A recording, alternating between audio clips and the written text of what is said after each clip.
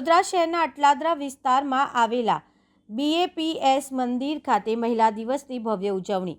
વડોદરાના BAPS સ્વામિનારાયણ મંદિર અટલાદરા ખાતે બોચાસણવાસી શ્રી અક્ષર પુરુષોત્તમ સ્વામિનારાયણ સંસ્થા BAPS દ્વારા મહિલા દિવસની ધામધૂમપૂર્વક ઉજવણી કરવામાં આવી હતી। સંસ્થાની મહિલા પ્રવૃત્તિ અંતર્ગત 21 માર્ચના વસંત સપાતના પાવન દિવસે યોજાયેલા કાર્યક્રમમાં સ્ત્રી પુરુષ સમાનતા અને આધ્યાત્મિક સમાન અધિકારનો સંદેશ આપવામાં આવ્યો હતો। મહંત સ્વામી મહારાજ રચિત સત્સંગ દીક્ષા ગ્રંથના આધારે સ્ત્રીઓ અને પુરુષો બંને ભક્તિ અને મોક્ષના અધિકારી હોવાનું પ્રતિપાદિત કરવામાં આવ્યું હતું। કાર્યક્રમ દરમિયાન બાલિકાઓથી લઈને વૃદ્ધાઓ સુધીની મહિલાઓએ કીર્તન, ભક્તિ, વાદ્ય, વાદન, સંસ્કૃત ગ્રંથોના મુખપાઠ, સંવાદ અને વક્તવ્ય જેવા વિવિધ કાર્યક્રમો રજૂ કરી ઉપસ્થિત 2000થી વધુ મહિલાઓને સેવા, સમજણ અને સમર્પણના સંદેશથી પ્રેરિત કર્યા હતા। આ પ્રસંગે શહેરની ઉચ્ચ મહિલા સંધિ અધિકારીઓ પણ હાજરી આપી પોતાના અનુભવો વહેંચ્યા અને મહિલાઓને પ્રેરણા પૂરી પાડી હતી। આ રીતે કાર્યક્રમ દ્વારા મહિલા સશક્તિકરણ અને આધ્યાત્મિક વિકાસનો સુંદર સંદેશો પ્રસરાવ્યો હતો। આજે અહીંયા મહિલા દિનની પ્રસ્તુતિ થઈ રહી છે।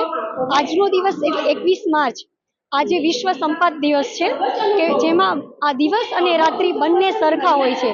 અમારા ગુરુ મહંત સ્વામી મહારાજે પણ આ જ સંદેશ આપ્યો છે કે જેવો અધિકાર મોક્ષ માટે અને સત્સંગ માટે પુરુષોને છે એવો જ સમાન અધિકાર સ્ત્રીઓને છે।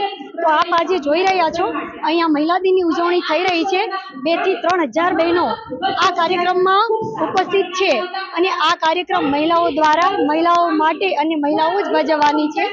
અલગ અલગ મહિલા ભાગ છે, બાલિકાથી લઈ યુવતી અને મહિલા અહીંયા વિવિધ પ્રોગ્રામો રજૂ કરશે જેની સંપૂર્ણ રજૂઆત મહિલાઓ દ્વારા થશે।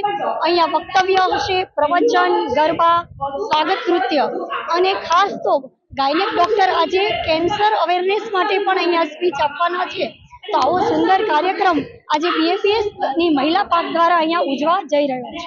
આ કાર્યક્રમ રાખવાની બહેનોની જે સુષુપ્ત શક્તિ છે એ અહીંયા જાગૃત થાય છે અને દરેક બહેનો છે એ વિશેષ ભક્તિ અને જે પુરુષ સમોવડી જે ભક્ત કહેવાય છે કે પુરુષો જે કરી શકે છે એ મહિલા પણ કરી શકે છે અને દરેક બહેનો અહીંયા ભેગી થઈ અને પોતાની કળાની પ્રસ્તુતિ કરી શકે અને એ પણ આગળ વધી શકે પોતાના ક્ષેત્રમાં। એ જ હેતુ છે। કૈલાશ પટેલ।